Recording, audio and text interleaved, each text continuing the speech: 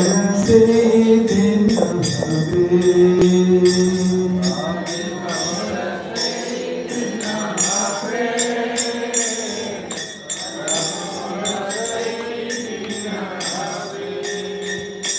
क्या कह रहे हैं? हे गुरुदेव, कब मोर से दिन हवे, ऐसा मेरे जीवन में कब होगा? हे गुरुदेव, क्योंकि गुरुदेव से ही हम प्रार्थना कर सकते हैं। जो हमारे गुरुदेव हैं, जब हमें आशीर्वाद देते हैं, तब हमारे जीवन में ऐसा दिन आता है। कबे मोर से दिन हवे, कब मेरे जीवन में ऐसा दिन आएगा? कौन सा? इस भजन में कहा गया, मन स्थिर करी निर्जने बसिया, कृष्ण नाम गावया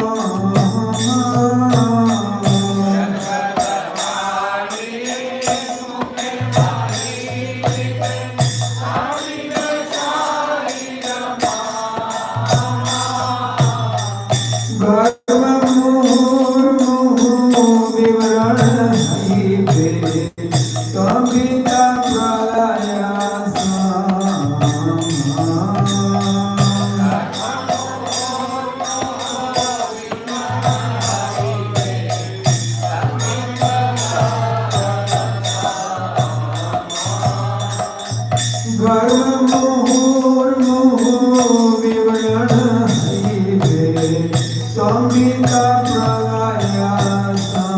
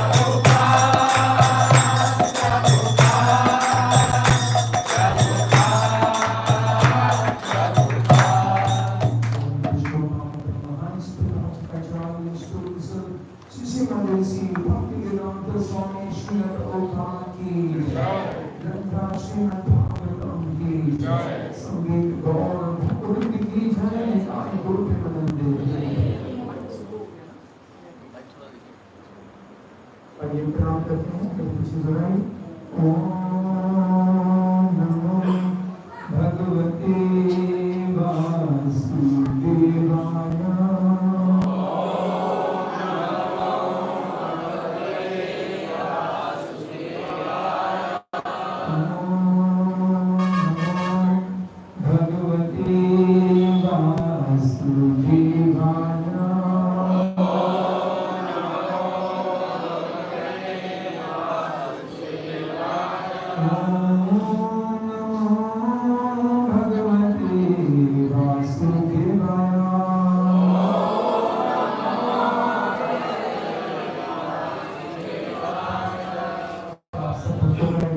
स्वागत करते हैं आज सभा के बाद आप दूसरा सब भक्तों के चरणों में कोटि कोटि प्रेम से नमन करता हूँ कि आपके भी भगवान श्री कृष्ण के इस कथा में और इस नाम में आपकी रुचि है।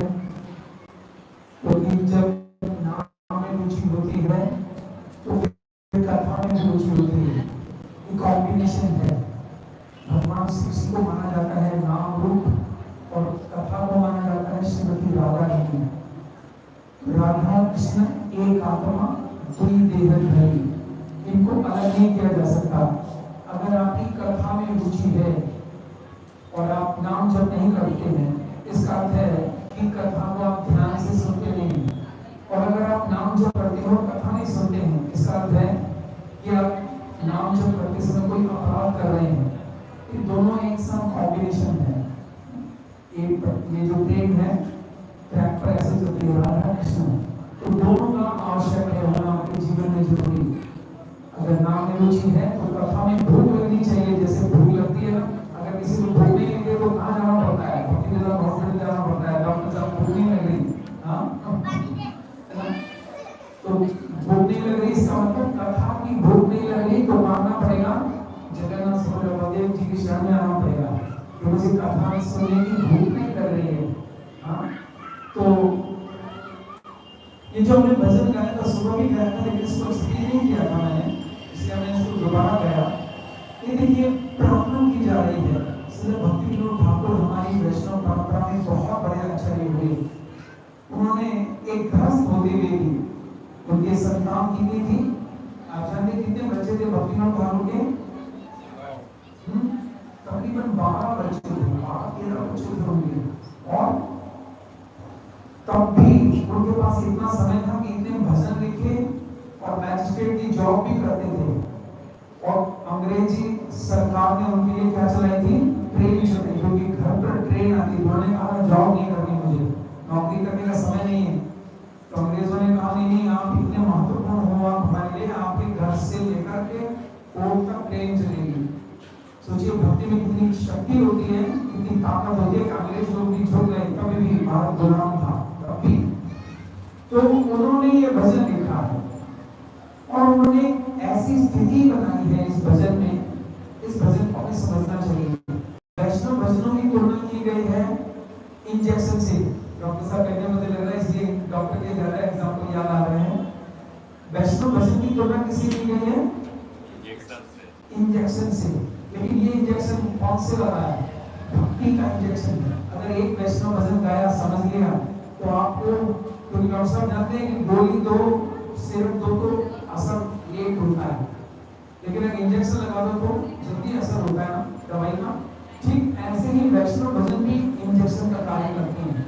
इसलिए मैंने इस भजन को दोबारा गाया और इस भजन को समझने की कोशिश करते हैं कि इसमें ऐसा क्या कहा जा रहा है। इस भजन में कहा जा रहा है, कबे मोर से दिन भावे, ऐसा मेरे साथ ऐसा कब होगा। तो आपको सोचना ये बैठ करके, केवल सुनना नहीं है, अपने आप से बात करनी है आपको। क्योंकि हम सबका उद्देश्य एक ही है। हम सबका उद्देश्य है इस मंदिर में आने का, भजन करने का, जो भी भक्ति की साधना कर रहे हैं उसका उद्देश्य यही है जो भजन में गाया है। कह रहे कि हे गुरुदेव, क्योंकि गुरु के बिना हम आगे नहीं बढ़ सकते भक्ति में। इसलिए कहते हैं कि कम से कम द्विज जन्म होना चाहिए व्यक्ति को। क्या होना चाहिए? द्विज होना चाहिए। अगर आप द्विज नहीं बने हैं तो अभी उस व्यक्ति को पशु स्तर पर ही माना जाता है। अगर आपने दीक्षा नहीं ली है तो ऐसे व्यक्ति को क्या माना जाता है कि अभी पशु स्तर पर ही है, क्योंकि एक जन्म तो पशु भी लेते हैं, द्विज का अर्थ है दूसरी बार जन्म लेने वाला। तो जब व्यक्ति का दूसरा जन्म होता है तो गुरु स्वीकार करता है तो दूसरा जन्म माना जाता है उस व्यक्ति का। तो इसलिए भक्तिविनोद ठाकुर लिख रहे हैं, हे गुरुदेव, क्योंकि माता प्रति जन्म में पाए माता पिता, प्रति जन्म में माता पिता मिलते हैं, लेकिन गुरु एक ऐसा होता है जो प्रत्येक जन्म में वही रहता है, बदलता नहीं। आपके साथ ऐसा हो सकता है आज आपके माता पिता जो हैं कल आपके संतान बन जाए, लेकिन गुरु ऐसा नहीं हो सकता इस बार आपके गुरु हैं अगली बार आप गुरु के गुरु आप बन गए, ऐसा कभी नहीं होगा। गुरु जी हमारे जीवन में एक ही रहते हैं। और प्रमाणिक परंपरा में दीक्षा लेने का तात्पर्य ये है कि आपका कंफर्म टिकट हो गया है, निश्चित हो गया कि अब आप भगवान के धाम जाएंगे, और वो निर्भर करेगा आपके एफर्ट्स पर। ये तो कंफर्म है कि जाएंगे जरूर, ज्यादा गंभीरता दिखाई तो इसी जन्म में भी जा सकते हैं, अगर आप थोड़ा आलसी रहे तो और जन्म लेने पड़ सकते हैं। इसलिए ये कंफर्म है कि जाएंगे जरूर। इसलिए भक्तिविनोद ठाकुर करें, गुरुदेव काव्य मोर से दिन भावे, ऐसा है गुरु जी कब होगा मेरे जीवन में। ईमानदारी की एक प्रार्थना है, हम सबका ऐसा भाव होना चाहिए।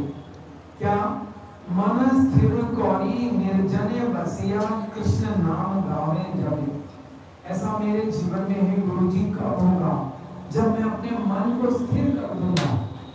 क्योंकि ये संसार कैसा है, ये संसार है मन को अस्थिर करने के लिए।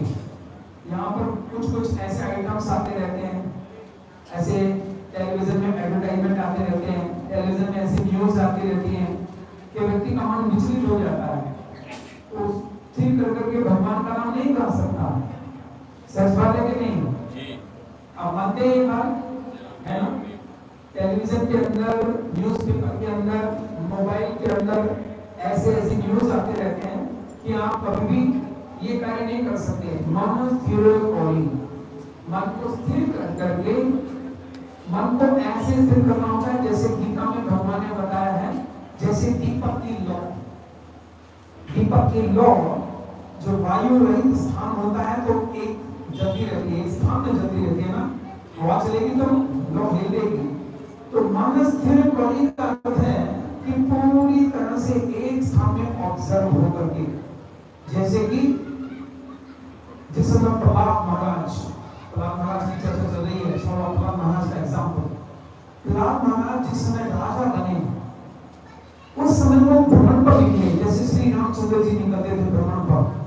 रामचंद्र जी भी रोज प्रतिदिन जाते थे और जनता के बीच में जाकर के देखते थे वेश बदल करके जनता किस प्रकार से अपना जीवन यापन कर रही है।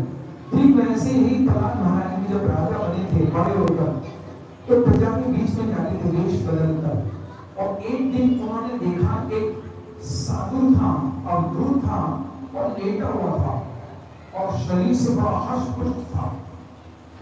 और उससे प्रहलाद महाराज पूछते हैं कि हे अवधूत ब्राह्मण, आप ये बताइए, आप कुछ काम नहीं करते हो लेकिन शरीर से बड़े धक्के करते हो, क्या है शांति आनंद का रहस्य? तो वो जो ब्राह्मण होते हैं वो कौन होते हैं? दत्तात्रेय ब्राह्मणों में संसार की भावना ना जा पाए, बचना पड़ता है। जब रोजी बैठे हैं यहाँ पर, जब बीमार होते हैं तो बोलते हैं ना दवा ये लेनी है लेकिन परहेज भी है साथ में। तो हमारे लिए परहेज है, जब तक हम इस बीमारी से, देहात बुद्धि की बीमारी से दूर न हो जाए। जानते हैं आपको कौन सी बीमारी है? हम सबकी बीमारी लगी हुई है देहात और बुद्धि। हम अपने आप को देह मानने लग जाते हैं। प्रत्येक योनि में हमने अपने आप को मैं कहा है, प्रत्येक योनि में हमने अपने आप को क्या कहा? मैं हूँ। जब बकरी थे तो क्या कहा था? मैं हूँ, मैं बकरी हूँ, मैं बक रही हूँ, मैं बकरी हूँ।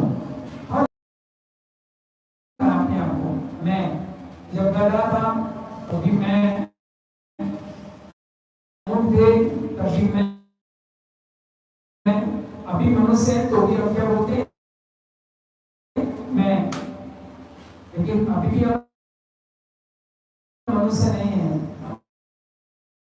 हम केवल आत्मा है और इस शरीर में बैठे हैं। इसलिए भक्ति संसार की जो कानून बचा लेते हैं। प्रभुपाद जी कहते थे even today Krishna can leave the hill if we become gopijan. अगर हम गोपीजन बन जाए तो आज भी कृष्ण हमारे लिए पहाड़ उठा सकते हैं। उस समय भी पहाड़ उठाया था, आज भी उठा सकते हैं। आपको हमको क्या बनना है? गोपीजन बनना है, गोपी। आगे कह रहे हैं हरे कृष्ण बोली गाहिते गाहिते नयने बहिवे लोरा। ये इच्छा होनी चाहिए हमारी, भोजन मिले ना मिले कोई चिंता नहीं है। केवल जैसे हमारे आचार्य हो गए रघुनाथ दास गोस्वामी। रघुनाथ दास गोस्वामी केवल एक दोना छाछ पीते थे और भगवान के भजन में लगे रहते थे 24 घंटे। और जब वो दोना लेते थे ना तब अपने आप को कोसते थे कि मैं कैसा दुष्ट हूँ कि शरीर को भर रहा हूँ, उसमें भी अपने आप को कोसते थे। तो ये लक्ष्य है जीवन का। हम सब के जीवन का लक्ष्य ये है क्या? हरे कृष्ण में गाऊं बोलूं और गाइते गाइते नए बहिवे लोर। आंखों से आंसू आए मेरे। ये बहुत ऊंची अवस्था है। ये अवस्था कैसी है? बहुत ऊंची अवस्था है ये। इस स्थिति को पाने के लिए बड़े बड़े देवता तरसते हैं। बड़े बड़े देवता ब्रह्मा जी शिव जी भी तरसते हैं। लेकिन श्री चैतन्य महाप्रभु की इच्छा से ये आंदोलन चल रहा है और यही उद्देश्य है। जैसे भुवनेश्वर टेम्पल आपने देखा है? किसी ने भुवनेश्वर मंदिर देखा है? उधर भुवनेश्वर एक मंदिर है ना, हरे कृष्ण मंदिर। इस मंदिर को बनाया था हिज होलीनेस और उस पर मनन भी कर 5 दशाएं बताई सुनने की। कहां पर समाप्त होता है? देखिए जैसे अभी आप सुन रहे हैं तो भक्तिनाथ ठाकुर ने की है गाय से। गाय जब चारा ग्रहण करती है तो गाय क्या करती है? शुरू में मुंह को भर लेती है ना? मुंह भर लेती है, लेकिन बाद में क्या करती है गाय? जुगाली करती है। गाय पहले खाती है, जुगाली करती है, उसका रस बना लेती है और फिर उसको पी जाती है पेट में। भक्तिनाथ ठाकुर कहते हैं पहले श्रवण होना चाहिए, फिर मनन होना चाहिए कि मैंने क्या सुना था, और मनन के बाद एक और स्टेज बताइए, ग्रहण करना चाहिए कि मैंने जो सुना था मेरे जीवन में कैसे वो एप्लीकेबल हो सकता है। ये थर्ड स्टेज है। इसको दशा नाम दिया उन्होंने। पहला है, बोलिए सब लोग, श्रवण दशा। दूसरा है मनन दशा।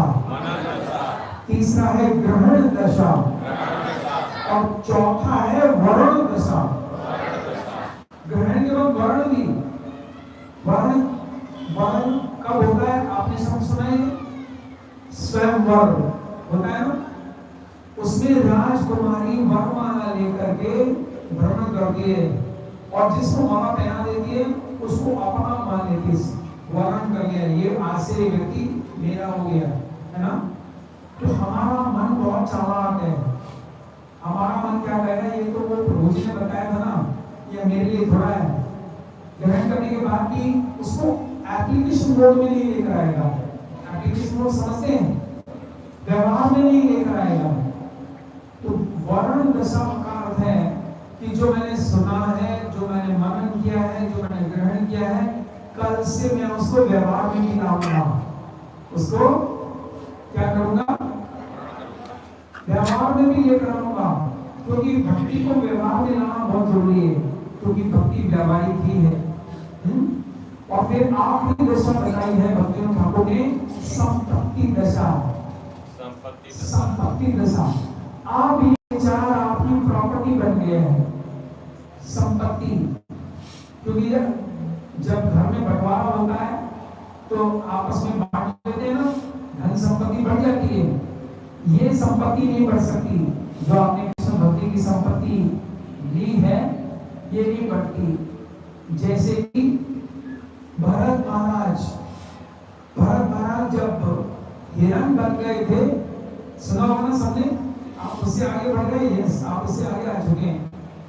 तो भरत महाराज जब हिरण बन गए तो भी उनको मालूम था कि मैं संसार का सम्राट था और हिरण में आसक्त होने से हिरण बन गया हूँ। कितने सारे उदाहरण दिखते हैं ग्रंथों में। जो गजेंद्र हाथी था वो पिछले जन्म में कौन था? इंद्रदुम्न महाराज। और जो मगरमच्छ था वो नाम का गंधर्व था। देखिए इससे पता चलता है आज हो सकता है भगवान में आज वो कुछ मनुष्य है, लेकिन अगले जन्म में कहाँ चले जाए, कुछ बन जाए, कुछ भरोसा नहीं है ना। तो इसलिए यहाँ पर कहा जा रहा है कि अरे इसने तो 5 साल का है, अभी से इसने संबंध त्याग दिए, स्नेह संबंध त्याग दिए। तो इसका मतलब ये भी नहीं है कि आप संबंध त्याग दो कि कल से मंदिर में रहते घर में जाएंगे नहीं, स्नेह संबंध अपने आप टूट जाएंगे। इसका ये भी अर्थ नहीं है। हमारे ग्रंथों में कमल के फूल की बहुत तुलना की गई है। इसकी तुलना की गई है। कमल के फूल में विशेषता होती है।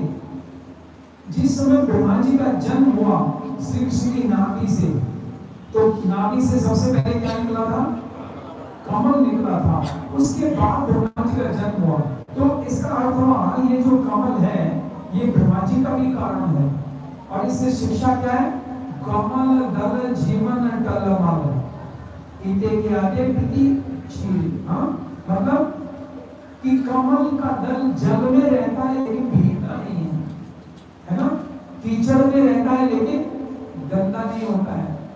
हमको और आपको घर गृहस्थी में कैसे रहना है? पूरी देखभाल करनी है। आपके परिवार की देखभाल की जिम्मेदारी आपके ऊपर है, लेकिन भीगना नहीं है, आसक्त नहीं होना है। इसलिए यहाँ ये बात हिरण्यकश्यप कह रहा है कि इस पर विश्वास नहीं किया जा सकता। और फिर आगे चलते हैं, थोड़ा सा और ही क्या करते हैं। जिस प्रकार असंयमित इंद्रियां आध्यात्मिक जीवन में अग्रसर होने के कार्य में लगे हुए योगियों की शत्रु होती हैं, उसी प्रकार यह भक्त प्रहलाद मित्र के समतुल्य प्रतीत होकर मेरा शत्रु है। और क्योंकि इस पर मेरा वश नहीं चलता, खाते बैठते सोते हुए सभी प्रकार से शत्रु को मार डाला जाए। और फिर हिरण्यकश्यप ने ऐसा आदेश दिया, छोटे से बालक 5 साल के बालक को इसको मार डाला जाए। देखिए कैसे कैसे शरीर के कोमल अंगों पर त्रिशूल से वार किया गया। 5 साल के बालक। तो प्रहलाद महाराज मरे क्यों नहीं थे? अब प्रश्न उठता है, ये क्या कर रहे हैं हम लोग? देखिए किससे मारा है? त्रिशूल मारा जा रहा है उसकी कोमल अंगों और इसके अतिरिक्त पत्थरों से पिटवाया जा रहा है। सो गया तो हाथी से कुचलवाया जा रहा है। फिर भी प्रहलाद महाराज की मृत्यु क्यों नहीं हो रही? आपने से जानता है कोई?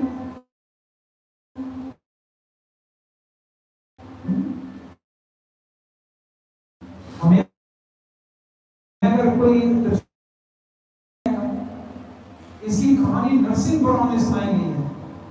नरसिंह पुराण में कथा मिलती है कि ये प्रश्न उठाया है नारद जी से,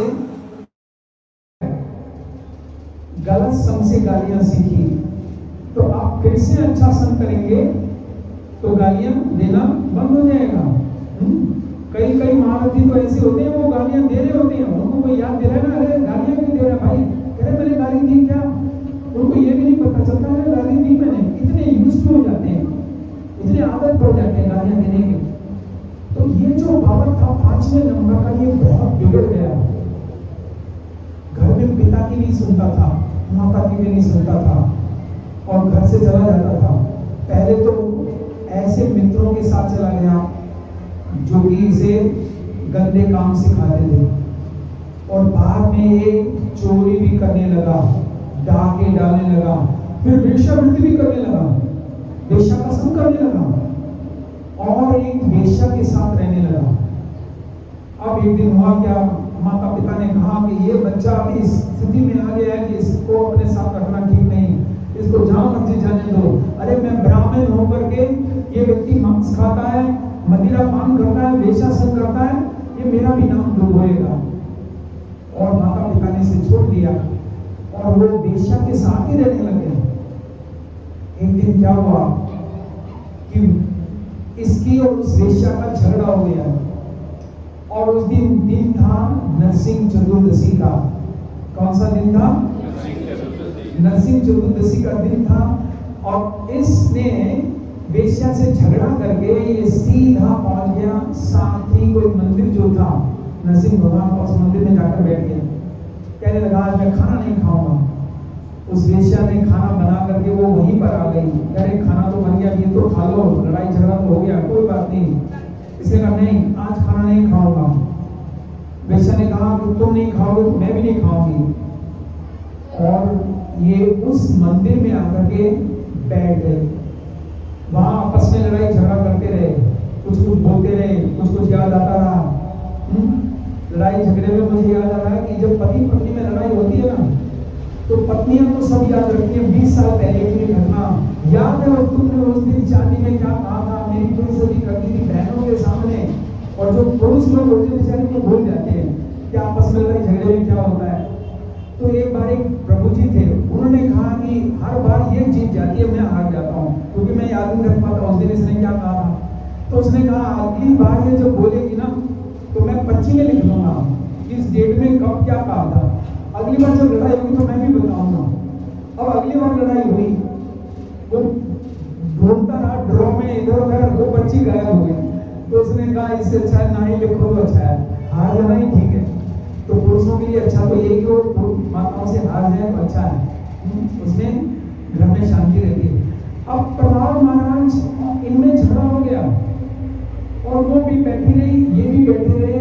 और बताया गया है कि दिन बीता, रात भी बीत गई, दोनों ने पानी भी नहीं पिया झगड़े के कारण। लेकिन हमारे ठाकुर जी क्या है, वो ये नहीं देखते। इसलिए एक विष्णु पुराण में श्लोक आता है, मूर्खाद बदती विष्णवे भावग्राही जनार्दन। कि अगर कोई मूर्ख व्यक्ति है वो विष्णु को विष्णवे बोल दे या कुछ और लेफ्ट राइट बोल दे, कोई बात नहीं। भावग्राही जनार्दन, हमारे जो जनार्दन है वो भावग्राही है। इसने क्या बोला है, जैसे आप लोग जानते हैं चाइना की जो डिवोटी है वो कैसे जप करते हैं। चाइना में रा शब्द नहीं बोल पाते चाइना के जो भक्त हैं। आज हमारे हरे कृष्ण आंदोलन के 40,000 भक्त हैं चाइना देश में। और चाइना गवर्नमेंट ने हमारी इस श्रीमद् भागवतम को अब चाइनीज लैंग्वेज में सरकारी खर्चे पर छपवाया है। देखिए चाइना सरकार ने। तो चाइना के लोग जब करते हैं तो रा नहीं बोल पाते तो क्या बोलेंगे, रा को वो ला बोलते हैं। इसलिए दलाई लामा, रामा है नाम, उसको दलाई लामा बोल देते हैं। तो वो मायापुर में आए थे कुछ दिन पहले, तो उन्होंने कीर्तन किया। हमारे गुरु महाराज ने कहा तो लोग आज कीर्तन करेंगे चाइना के ऊपर। तो वो कैसे गा रहे थे, हरे कृष्णा कृष्णा कृष्णा हरे हरे हरे लामा लामा लामा हरे हरे। तो कई बार लोग ऑब्जेक्शन करते हैं कि ये कृष्णा क्यों बोलते हैं, हरे कृष्णा वाले। आपके यहाँ भी करते हैं, जो धर्मवादी ब्राह्मण होते हैं ना, वो कहते हैं देखो कृष्ण नहीं बोलते, ये कृष्णा बोल रहे हैं, ये तो द्रौपदी को बुला रहे हैं, द्रौपदी का नाम था कृष्णा। इसलिए पुराण में लिखा है मूर्खा वदति वैष्णवे और भावग्राही जनार्दन।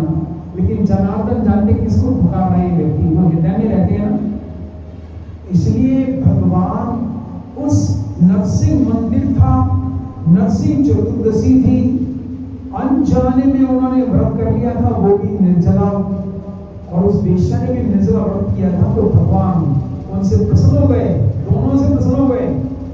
और प्रहलाद महाराज को कहा कि तुम, क्योंकि देखिए 3 प्रकार के भक्त होते हैं, ध्यान से सुनेगा, ये ग्रामेटिकल शिक्षा है। एक भक्त होता है साधन सिद्ध। कौन सा? हम लोग साधन सिद्ध, साधना कर रहे हैं, साधना अच्छे से करेंगे तो सिद्धि प्राप्त हो सकती है। एक होता है कृपा सिद्ध, एक होता है नित्य सिद्ध। जैसे प्रभुपाद जी हैं, वो साधन सिद्ध नहीं है, वो आए हैं संसार में लोगों को निकालने के लिए। उनके विषय में भविष्यवाणी है चैतन्य मंगल में। ऐसे साधु बाबा नहीं है प्रभुपाद जी जो पीछे आपने यहाँ पर विग्रह बनाया बहुत सुंदर, इनके विषय में सूत्र खंड चैतन्य मंगल में प्यार मिलता है। जदि पापी छोड़ धर्मा दूर देशे जाए, मोर सेनापति भक्त जाए बेतथाए। यदि पापी लोग इस पवित्र भूमि भारत को छोड़ करके मलय देशों में भी जाएंगे तो मेरा एक सेनापति भक्त आएगा और वहीं जाकर उन्हें शुद्ध भक्ति के मार्ग पर लेकर आएगा। तो प्रभुपाद जी ऐसे संत थे जिनका नाम शास्त्रों में दिया है। तो इसी कारण से भगवान ने चुन लिया इनको। प्रहलाद महाराज को कहा कि तुम आगे चल करके भक्ति की शक्ति के रूप में प्रकट होगे। इनको सीधे नरसिंह लोक में बुलाया भगवान ने। तो ये कौन से सिद्ध हो गए? कृपा सिद्ध हो गए। कभी कभी ऐसा होता है कि भक्त में कोई योग्यता नहीं होती, लेकिन अगर भगवान रीझ गए हैं उसके ऊपर तो उसे निकाल सकते हैं, वो सौराठ है। ऐसा नहीं कह सकते अरे वो तो वेश्यागामी था, उसे तो लड़ाई करता था, मंदिर अपमान करता था, प्रसन्न हो गए, वो पूरा मालिक है, सौराठ है। तो इसको कहते हैं कृपा सिद्ध।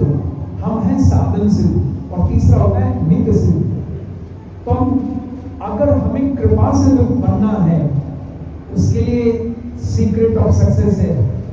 साधन सिद्ध डायरेक्ट कृपा सिद्ध बन सकता है। उसके लिए आपको क्या करना पड़ेगा? उसके लिए आपको दो लोगों को पसंद करना पड़ेगा। एक जो गुरुदेव हैं, उनका क्या मूड है, क्या भाव है। अगर जैसे एक पुत्र होता है ना, पिता के अनुसार अपना स्वभाव बनाना चाहिए। सच्चा पुत्र क्या करता है कि बस देख करके पिता ऐसा चाहता है तो वैसा ही बन जाता है। ऐसे ही शिष्य को भी बनना चाहिए। अगर आपको कृपा सिद्ध भक्त बनना है तो मेरे गुरु की क्या इच्छा थी, मेरे गुरु क्या चाहते हैं, और वो कैसे पता चलेगा? जब हम अपने गुरुदेव के प्रवचन सुनते हैं, उनका संग करते हैं, उनकी कहानियां सुनते हैं। मैंने सुना था इधर राधा गोविंद महाराज जी पास में जन्मे ना, अभी मैं चांदन गांव में था, उधर भागवत सप्ताह था, तो वहां पर एक भक्त ने कहानी सुनाई। तो उन्होंने बताया कि राधा गोविंद महाराज बैठे थे, व्हील चेयर पर है ना महाराज आजकल, और उनका एक शिष्य आ गया अपनी पत्नी सहित मिलने के लिए। आकर के महाराज को दंड प्रणाम किया। महाराज जोर जोर से रोने लगे उसको देख करके।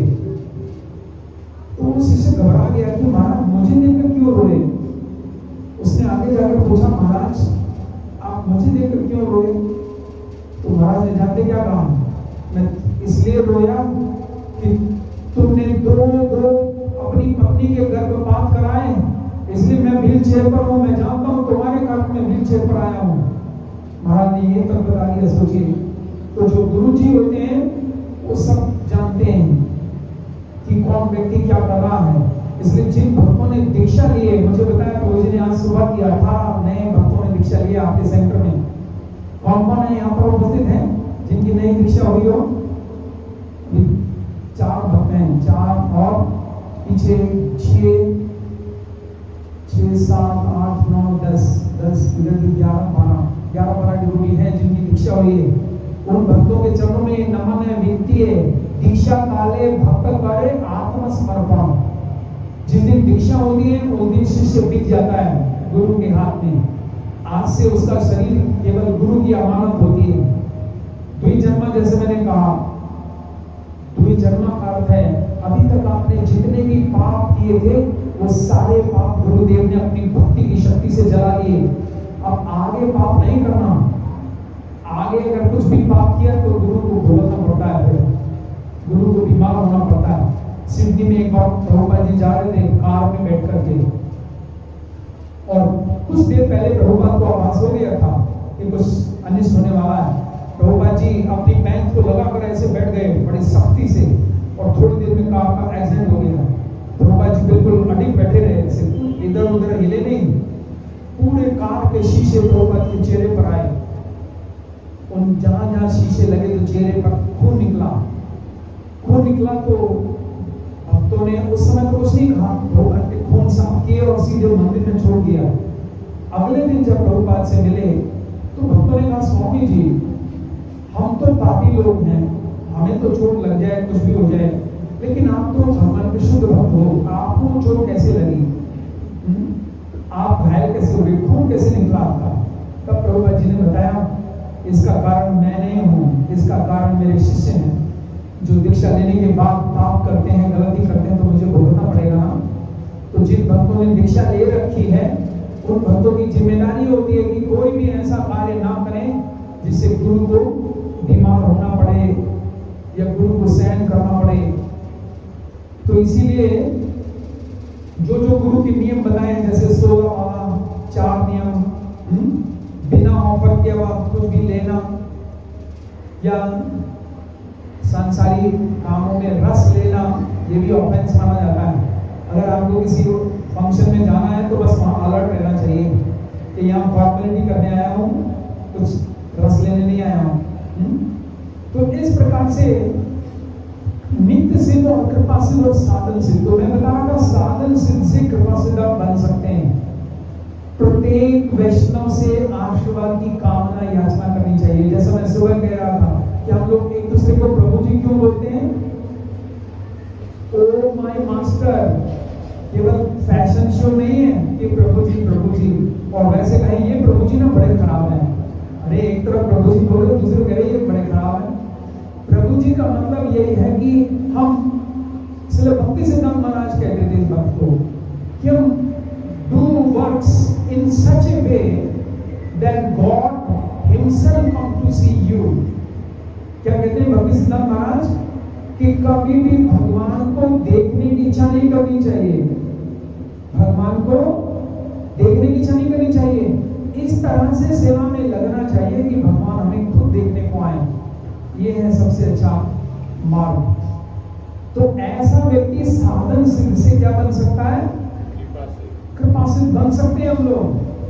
प्रत्येक जीव से आशीर्वाद की याचना करनी चाहिए कि आप मुझे आशीर्वाद दीजिए, आप मुझे आशीर्वाद दीजिए। अपने को कभी बड़ा नहीं मानना चाहिए। अगर आपने ये सोच लिया कि मैं सब कुछ सीख गया हूँ, ये सब छोटे हैं, तो आप भगवान को आकर्षित नहीं कर सकते। इसलिए भक्ति सिद्धांत महाराज को जब उनके डिसाइपल प्रणाम करते थे तो भक्ति सिद्धांत महाराज क्या कहते थे? दासो अस्मि, मैं तो आपका दास हूँ, मुझे श्री कृष्ण ने आपकी सेवा के लिए नियुक्त किया है। जबकि गुरु जी हैं। देखिए, तो हम भक्तों को ये जो भक्ति के शिष्टाचार हैं बहुत ध्यान से सीखने चाहिए। कभी भी किसी को छोटा नहीं मानना चाहिए। पता नहीं कौन किस रूप में है, कितनी उसकी साधना है। तो साधन सिद्ध से हम भी कृपा सिद्ध के भाव में जा सकते हैं। और श्री कृष्ण ने जैसे प्रहलाद को उठा करके लेके वसुदेव को, उस शराबी वेश्यागामी व्यक्ति को इस स्थिति में ला दिया, और फिर प्रहलाद महाराज इस भक्ति को सीख गए। लेकिन अब इन श्लोकों में हमने देख रहे हैं क्या क्या किया। देखिए, हिरण्यकश्यप को अपने पुत्र को विशाल हाथी के पांव नीचे डालकर बड़े बड़े सांपों के बीच में बच्चे को डाल दिया, पर्वत की चोटी से फेंक दिया, और मायावी तरीके से जहर दिया गया प्रहलाद को, भूखा रखा गया, ठिठुर की ठंड, हवा, अग्नि जल में छोड़ा गया, फिर भी नहीं मार पाया। और वो फिर चिंता में पड़ गया कि अब मैं क्या करूं। हिरण्यकश्यप ने जब विचार किया, मैंने इस भक्त प्रहलाद को दंडित करने हैं तो अनेक गालियां दी हैं, मार डाले हैं तो अनेकों उपाय किए हैं, किंतु मेरे समस्त प्रयत्नों के बावजूद यह मरा नहीं। निसंदेह इन खतरनाक तथा घृणित कार्यों के द्वारा मैं तनिक भी प्रभावित नहीं हुआ और अपनी शक्ति से उसने अपने आप को बचाया है। तो बहुत डर गया, घबरा गया, और अगले श्लोक में क्या कह रहा है? यह बालक उस कुत्ते की टेढ़ी पूंछ के तुल्य है। क्या कह रहा है? एक कुत्ते की जो पूंछ होती है वो टेढ़ी होती है, कितना भी सीधा प्रेस कर दो आप, चाहे कपड़े की आयरन होता है ना, तो फिर भी टेढ़ी रहेगी। लेकिन भक्ति में ऐसा ही होना चाहिए। भक्त की भागवत के ज्ञान में सब में श्री कृष्ण बताते हैं कि भक्त और शराबी एक जैसे ही होते हैं, दोनों ज्यादा अंतर नहीं होता। शराबी जब नाली में मदिरा पी करके गिर जाता है तो उसे पता नहीं होता वो नाली में है, कुछ पहना है कि नहीं पहना है, वो बड़ा उसको आनंद आ रहा है। कृष्ण कहते हैं ऐसे ही ये होता मेरा भक्त होता है, जब मेरी भक्ति में परिपक्व हो जाता है तो उसे ये नहीं रहता मैंने क्या पहना है, मैं कहाँ पर हूँ, मुझे खाने को मिला है कि नहीं मिला है। मेरी भक्ति की अग्नि ऐसी है सारे पापों को जलाकर राख कर देती है। और शराबी में कौन आज के बाद भैया शराब मत पीना, तो कहता नहीं पीता है कि मैं तो छोड़ दी मैंने दो, फिर अगले दिन देखो फिर लटकता हुआ आ रहा है। भक्त भी ऐसा ही होना चाहिए। इसे कहा ये कुत्ते की पूंछ के समान है, टेढ़ी बदलेगा नहीं। भक्त को भी ऐसा होना चाहिए। एक बार मुझे एक माता जी ने बताया कि प्रभु जी मेरे जो पति देव हैं वो बहुत नाराज हैं ये हरे कृष्ण के जपने से, और कहते हैं अगर माला देख ली तो घर से निकाल दूंगा, पिटाई कर दूंगा, क्या करूं, माला छोड़ दूं। तो मैंने उनसे बोला कि आप माता ये बताइए आपके पति कितने बजे उठते हैं सो करके। उसने कहा 7-8 बजे उठते हैं वो। तो मैंने कहा 4 बजे उठिए, 6 बजे तक माला कर लीजिए पूरी अपनी, और उसको पता नहीं चलना चाहिए। छुपकर की भक्ति कीजिएगा ऐसी अवस्था में, लेकिन भक्ति को छोड़ना नहीं किसी भी हालत में। तो कह रहे हैं ये कुत्ते की पूंछ है। कुत्ते की पूंछ का एक और उदाहरण आता है भागवत में, आपको याद है किसी को, प्रभु को? समुद्र पार करने के लिए, हाँ समुद्र पार करने के लिए आता, समुद्र नहीं नदी के लिए बोला, देवताओं ने बोला ये श्लोक। जिस समय नदी जी ऋषि की वो मांगने गए हड्डियां, उसमें आता है कि देवता लोग भगवान के पास जाते हैं जब हार जाते हैं वृत्रासुर से, तो देवता लोग कहते हैं कि हे प्रभु आप ही संसार के रक्षक हो। लोग हमें सोचते हैं, हाँ हमें सोचते हैं कि हम रक्षक हैं, लेकिन वास्तव में तो आप ही संसार के रक्षक हो, क्योंकि देवताओं की पूजा करने का अर्थ है कुत्ते की पूंछ पकड़कर नदी पार करने के समान है। कुत्ते की पूंछ 2 बार आता है भागवत में, याद कर लीजिएगा। हाँ यहाँ पर भक्त के लिए कहा है, वहाँ देवताओं ने अपने लिए कहा है। देवताओं की जो पूजा में लगे होते हैं ना, आप में से कोई देवताओं की पूजा तो नहीं करता है, यहाँ पर करता है हनुमान जी की पूजा, माता पार्वती की पूजा। अगर देवी देवताओं की पूजा करते तो उसके लिए ये कहा गया। इनकी देखिए, अब इसका अर्थ ये नहीं कि हम ये कह रहे हैं देवताओं की निंदा करनी चाहिए, नहीं। ऐसा कहा गया है कि जैसे एक पतिव्रता स्त्री सारे पुरुषों का सम्मान करती है लेकिन पूजा केवल अपने पति की करती है, वैसे ही जो भगवान का भक्त होता है सारे देवताओं का सम्मान करता है लेकिन पूजा केवल भगवान की करता है। इसलिए इनका नाम जगन्नाथ है, जगत के नाथ कृष्ण है। ये देखिए, हाँ इनकी छोटी बहन और बड़े भैया बलराम जी, बलभद्र जी, इसलिए इनका नाम जगन्नाथ है। श्री रामचंद्र जी का नाम रघुनाथ है, रघुनाथ है, ये जगन्नाथ है, पूरे जगत के नाथ। इसलिए जगत पसारे हाथ इनके सामने, जगन्नाथ, सबके नाक में नथ डाली हुई है इन्होंने, इसलिए इनका नाम जगन्नाथ है। नथ डाली जाती है ना बैल के नाक में, वो मलंग होता है, उसको खींचो तो सीधा हो जाता है बैल। तो ये सजाएं दी जा रही हैं और कहा जा रहा है कि ये तो कुत्ते की पूंछ के समान है, इसमें न जाने कितनी शक्ति है। और फिर इसको ले गए, जैसे मैंने कहा कि षंडमर्क ले गए और रस्सी से बांध दो जिससे वे डर करना भाग पाए। किसी भी प्रकार जब ये कुछ बड़ा हो जाएगा, हमारे उद्देश्यों को आत्मसात कर चुकेगा, हमारे गुरु की सेवा करेगा तो इसकी बुद्धि बदल जाएगी, इसकी कोई चिंता की बात नहीं है। और फिर षंडमर्क के उद्देश्यों को सुनकर हिरण्यकशिपु राजी हो गया और इन्हें फिर से लेकर चला गया और फिर से पढ़ाना शुरू किया। और जो आज हमने श्लोक चर्चा किया था, अरे समय हो गया पूरा एकदम फिर से, ये घड़ी सही है? 15 मिनट अभी और 15 मिनट हैं, चलिए इस श्लोक पर आज इस श्लोक पर तो चर्चा कर ही लेंगे, क्योंकि सुबह भी नहीं कर पाए थे और अभी भी नहीं कर पाएंगे, तो ये अच्छा नहीं होगा। तो आज का जो श्लोक था पेपर नंबर 53, षंड तथा अमर्क नामक शिक्षकों ने भक्त प्रहलाद को धर्म, अर्थ तथा काम, इन 3 प्रकार के भौतिक विकास के बारे में शिक्षा दी। देखिए, इस श्लोक से हम समझेंगे कि धर्म होना चाहिए किसके लिए? अर्थ होना चाहिए धर्म के लिए। इसको रिवर्स गेम है, उल्टा है। आपके पास धन होना चाहिए किस लिए? धर्म को आगे बढ़ाने के लिए। अगर आप कुछ भी काम करते हैं, कुछ भी कर्म करते हैं, वो भी धर्म के लिए होना चाहिए। धर्म, अर्थ, काम और मोक्ष, ये 4 पिलर बताए गए हैं।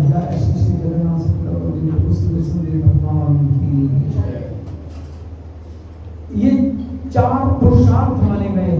कौन कौन से हैं? धर्म, अर्थ, काम और मोक्ष। ठीक है, लेकिन श्री चैतन्य महाप्रभु एक और पंचम प्रसाद देने आए हैं। वो कौन सा है? प्रेम पवार्तो महान। कौन सा? देखिए, श्री कृष्ण भगवान आए थे होली के दिन। जब होली आती थी तो वो सारे कलर्स डालते थे, है ना? होली खेलते हैं ना, तो अलग अलग कलर्स में भिगोते हैं गोपियों को, ग्वालों को। लेकिन होली के दिन श्री कृष्ण फिर से आए श्री चैतन्य के रूप में, और सारे रंग को दे गए थे श्री कृष्ण हमें।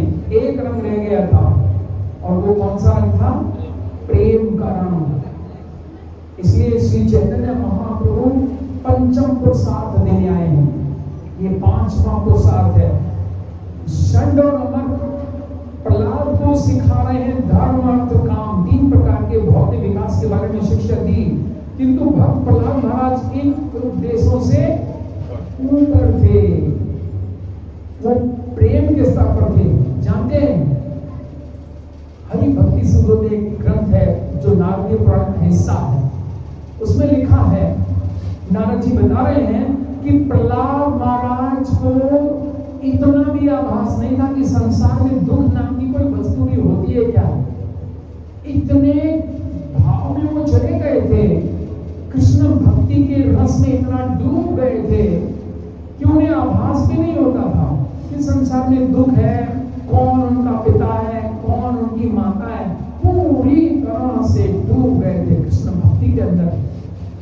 और इसलिए तीसरी पंक्ति में लिखा है कि प्रहलाद महाराज तो सबसे ऊपर थे। तो जिन लोगों को संसार में दुख अनुभव होते हैं ना, कष्ट अनुभव होते हैं, है कि नहीं? संसार में कष्ट, दुख है, बहुत दुख है संसार में। लेकिन अगर 3 प्रकार के यात्री होते हैं, इस एग्जाम्पल से आप समझ जाएंगे कितने प्रकार के यात्री होते हैं। मान लीजिएगा आपकी ये जो सड़क है आपको बहुत अच्छी बन गई, उसके बाद में आया तो बोल रहे थे सड़क शायद अच्छी नहीं थी उधर से ना। मान लीजिएगा सड़क में बहुत गड्ढे हैं और आप जा रहे हो साइकिल पे, तो साइकिल कैसे चलेगी? ऐसे चलेगी ना, क्योंकि जितने गड्ढे उतने साइकिल का जो टायर है वो आपको तंग करेगा। फिर दूसरा व्यक्ति आता है, प्रभु जी ने नई कार ले ली है, साइकिल में छोड़ो, नई। आप मान लीजिए कार में बैठा है, फिर भी गड्ढे आ रहे हैं, ब्रेकर आ रहे हैं, तो फिर कुछ थोड़ा जंपिंग तो होगा, लेकिन आराम का होगा, ज्यादा नहीं होगा, है ना। लेकिन अगर मान लीजिएगा आप एरोप्लेन में चले जाए तो पता ही नहीं चलेगा कहाँ गड्ढा है, कहाँ क्या है।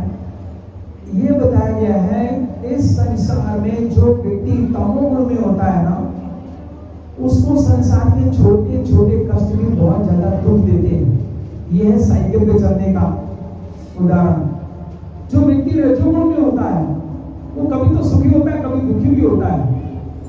वो व्यक्ति जब वो कार का भाव है, थोड़ा लग रहे हैं उसको झटके, ब्रेकर आ रहे हैं, ब्रेकर में क्लच पर भी पावर रखना पड़ता है, फिर निकलता है। और सतगुण का मतलब क्या है? एरोप्लेन में जा रहा है, वो उसको पता ही नहीं गड्ढे कहाँ है, दुख कहाँ है। तो प्रहलाद महाराज को जो शिक्षा दी जा रही है षंड अमर के द्वारा, प्रहलाद महाराज इन सबसे बहुत ऊपर थे। जैसा मैंने कहा कि उनको तो ये भी होश नहीं होता था, वो तो प्रहलाद महाराज को अपने मित्रों को बताएंगे आगे चल करके, हे मित्रों, मैं तो जैसे ही आंखें बंद करता हूँ ना, जैसे ही आंखें बंद करता हूँ, श्री कृष्ण मेरे सामने आ जाते हैं, ऐसे आ जाते हैं जैसे उन्हें किसी ने बुलाया हो। थोड़ा स्मरण किया, श्री कृष्ण उपस्थित हैं। क्यों? क्योंकि उन्होंने निस्वार्थ भाव से श्री कृष्ण का भजन किया था, गुरुदेव से श्रवण किया था, तो इस अवस्था में वो चले गए। हमेशा आचार्य है वो, कौन से आचार्य हैं? है ना, नवदा भक्ति में आता है ना, कौन से आचार्य हैं? प्रहलाद महाराज स्मरण के आचार्य हैं। देखिए, प्रहलाद को आज्ञा नहीं थी कि वो जप कर ले, माला ले ले हाथ में। आप लोगों को ये भी छूट है, आप माला लेके जप कर सकते हो, कोई किसी ने रोका नहीं आपको, है ना। लेकिन प्रहलाद महाराज को आज्ञा नहीं थी कि वो जप करें, कीर्तन करें, वो केवल लेटे लेटे बैठे बैठे स्मरण करते रहते थे। और एक अवस्था ऐसी आई कि उनके पिताजी की जो बहन थी होलिका, होलिका सिंहिका की बेटी मानी गई है। सिंहिका को होलिका कहा गया, उसकी बहन है ये हिरण्यकश्यप की। उसने, जैसा मैंने कहा, देवताओं की पूजा नहीं करते वैष्णव जन, उसने अग्निदेव से प्राप्त कर रखी थी सिद्धि कि अगर अग्निदेव के अंदर वो आग जला करके बैठ जाएंगी तो जलेंगी नहीं। सबने सुना होगा ना ये कहानी, तो होली मनाई जाती है आज भी। तो उसने अपने भैया को कहा कि भैया चिंता क्यों करते हो, मैं प्रहलाद को गोद में लेकर बैठ जाऊंगी और प्रहलाद जल जाएगा, मुझे अग्निदेव ने वरदान दिया है, मैं सुरक्षित रह जाऊंगी, तुम्हारा समस्या समाप्त। तो हिरण्यकश्यप बहुत प्रसन्न हो गया कि अच्छा, अरे ये तरीका है इसको मारने का। तो उसने बड़ी होली बनाई, लकड़ियां रख दी गई और होली का लेकर बैठ गई। अग्निदेव का वरदान था, लेकिन जब आग जलाई तो कौन जल गया? होलिका जल गई और प्रहलाद जीवित रह गए। क्यों? क्या था इसका कारण? अग्निदेव ने धोखा क्यों दिया? क्योंकि जो कृष्ण का भक्त बन जाता है वो स्टाफ कहलाता है, कृष्ण का स्टाफ चलता है। आप बोलते हो ना, कभी कभी कॉलेज में जा रहे हैं बच्चे, वो बोलते हैं ना, स्टाफ है, कोई टिकट की जरूरत नहीं है। अग्निदेव ने अपनी भक्त को जला दिया और कृष्ण के भक्त को बचा लिया। ठीक वैसे ही हम जड़ भक्त की कहानी में देखते हैं, काली देवी ने अपने भक्तों की गर्दन काट दी और जड़ भक्त से क्षमा याचना की कि तुम कृष्ण के भक्त हो, इसलिए तुम जाओ। तो श्री कृष्ण की भक्ति धर्म, अर्थ, काम, मोक्ष इन सब से ऊपर है। इसलिए प्रहलाद महाराज ने उसे पसंद नहीं किया, क्योंकि ऐसे उपदेश संसार विषयों के द्वैत पर आधारित होते हैं, जो मनुष्य को भौतिकतावादी जीवन शैली में उलझा देते हैं, जिनसे जन्म, मृत्यु, जरा, व्याधि प्रमुख है। और इसके तात्पर्य में प्रभुपाद जी एक बात बता रहे हैं कि प्रहलाद महाराज 12 महाजनों में से एक हैं। देखिए, अगर आपको उपदेश ग्रहण करने हैं किसी के, तो 12 व्यक्तियों में से करने चाहिए। कौन कौन है वो 12 लोग? स्वयंभू, नारद, शंभु, कुमार, कपिलो, मनु, प्रहलादो, जनको, भीष्मो, बलि, व्यासकी, वयम। ये 12 लोग जो है महाजन हैं। आजकल तो महाजन नाम के गोत्र के व्यक्ति भी हो जाते हैं ना, जैसे गोस्वामी। वो जो एक फिल्म कलाकार था ना, मनोज कुमार, उसने अपना नाम सरनेम बना रखा था मनोज कुमार गोस्वामी, जात गोस्वामी हो गया था। ऐसे ही महाजन, जात महाजन भी हैं बहुत सारे, लेकिन महाजन का मतलब है महान जन। अगर ये 12 व्यक्ति कुछ कहें तो हमें उसको स्वीकार करना चाहिए। तो ये 12 में कौन कौन है? स्वयंभू का मतलब है ब्रह्मा जी, स्वयंभू नारद जी, शंभु शिव जी। क्योंकि शिव जी, कई बार लोग कहते हैं हरे कृष्णा वाले ना हरे कृष्ण मंत्र ही क्यों देते हैं? शिव जी की शिक्षा है। शिव जी ने ब्रह्म यामक पुराण में हरे कृष्ण मंत्र रिकमेंड किया। जब पार्वती ने पूछा, हे महादेव, किस नाम का भजन करना चाहिए कलयुग के लोगों को, कलयुग में सबसे प्रभावशाली मंत्र कौन सा है? तो मेरे पीछे दोहराइएगा, शिव जी ने क्या कहा? हरे कृष्णा पदद्वंदम, बोलिए, हरे कृष्णा पदद्वंदम, कृष्णे च पदद्वयम् तथा हरे पदद्वन्द्वम् हरे राम इति द्वयम् राम राम द्वयं वदे ततो हरे हरे ब्रूयात् वन्दते च महादेवी। ये बीच में आया वन्दते च महादेवी राम राम द्वयं वदे ततो हरे हरे ब्रूयात् हरि नाम संहरे महामंत्रम च कृष्णस्य सर्व पाप प्रणश्यति। ये महाजन बोल रहे हैं कलयुग में हरे कृष्ण मंत्र लेना है। शिव जी क्या कह रहे हैं?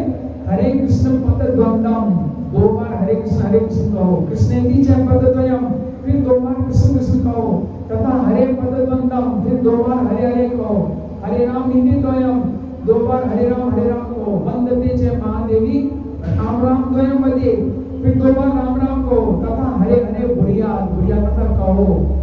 हरि नाम समूरे, ये महामंत्र बन गए हैं। महामंत्र, अब मेरे पीछे बोलिए, महामंत्रम च कृष्णस्य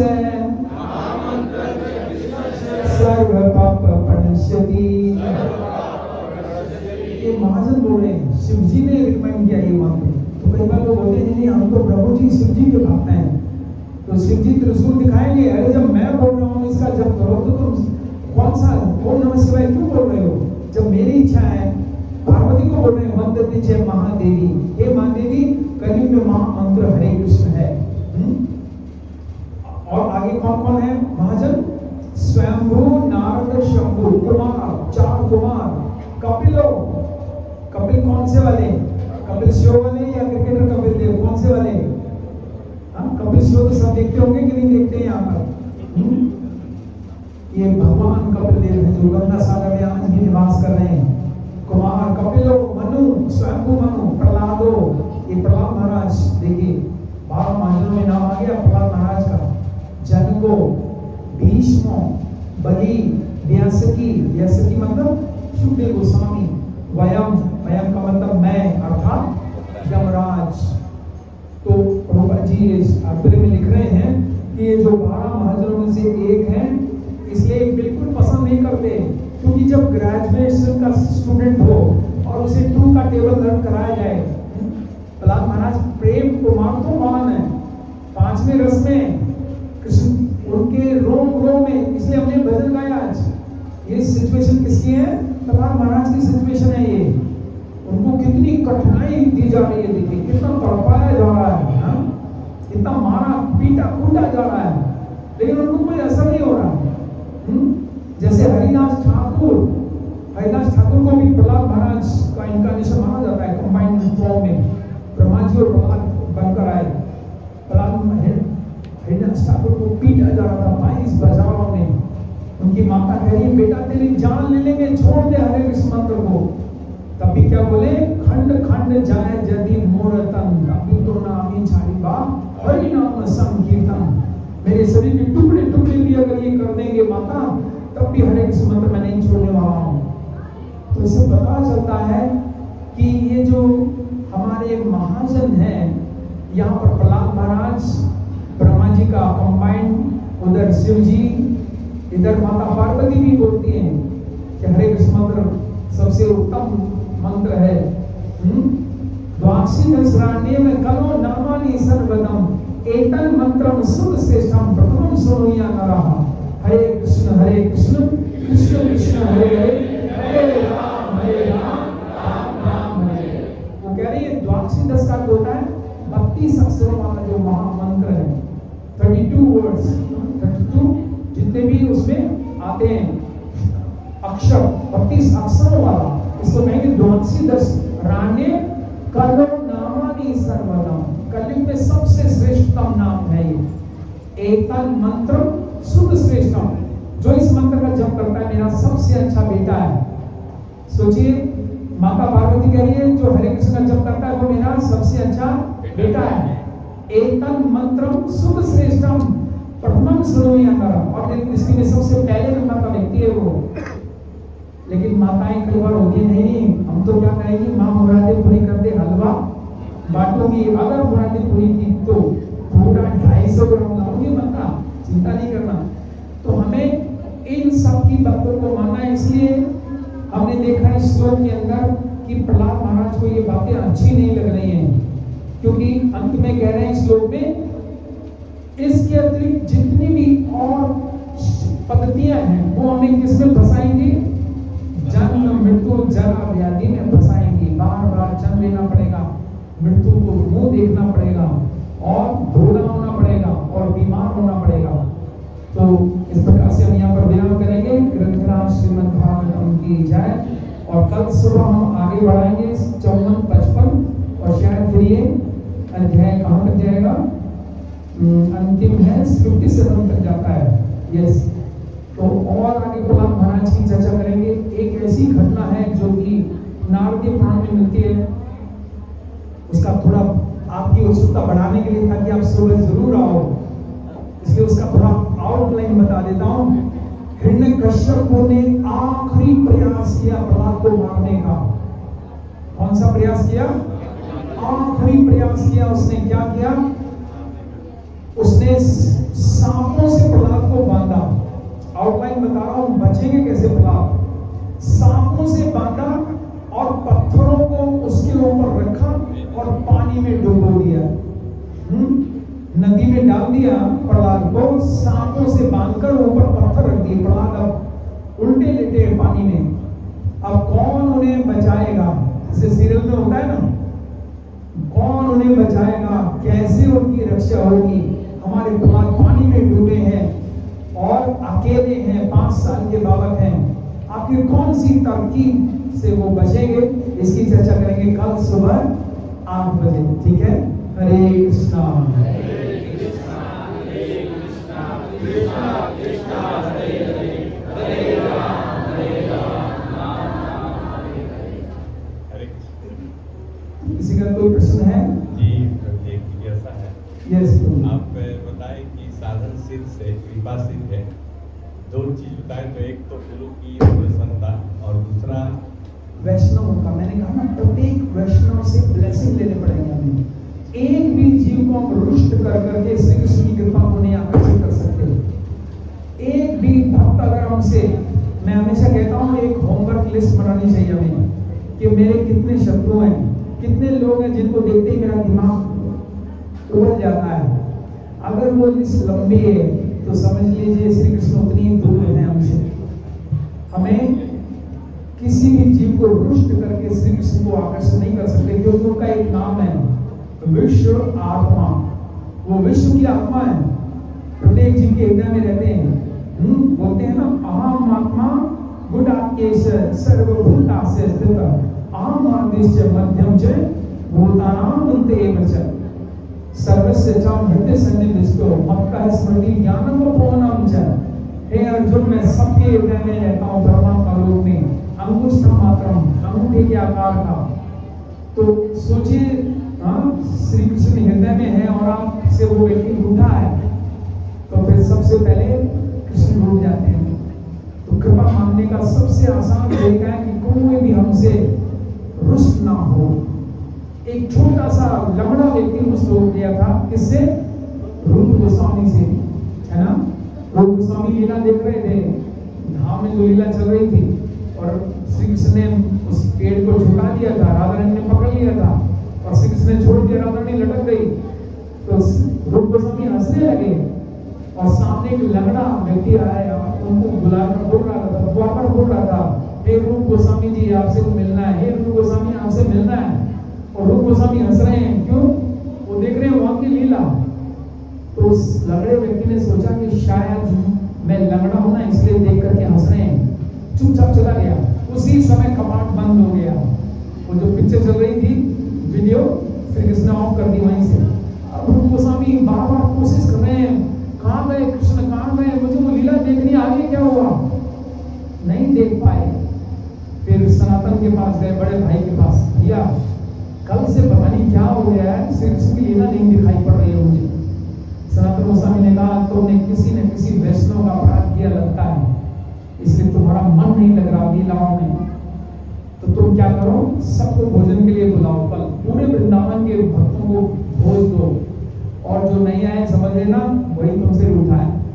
सब लोग आए, वो व्यक्ति नहीं आया लंगड़े वाला, तो रूप गोस्वामी स्वयं गए कि भैया मैंने भंडारा किया, इतना बड़ा आप आया नहीं। उसने कहा महाराज कल मैं आपके पास गया था और मैंने आपको वही बात पुकारा, आप जब मैं चलने लगा तो आप मुझे देखकर हंसने लगे, मैं लंगड़ा हूं इसलिए ना। तब रूप गोस्वामी ने बताया नहीं भैया मैं तो श्री कृष्ण की लीला पर हंसा था, आप क्षमा कर देना, चलिए भोजन कीजिए हमारे घर। जैसे ही भोजन किया फिर से लीला चालू हो गई।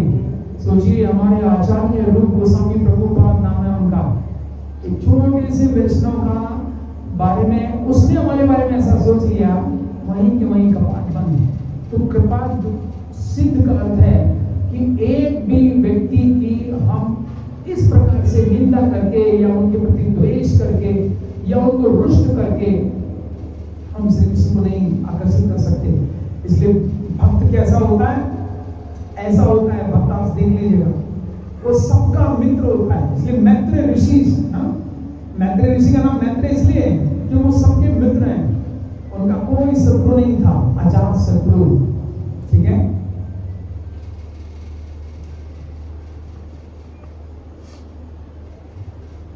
हरे कृष्णा कृष्णा कृष्णा हरे हरे, हरे राम राम राम।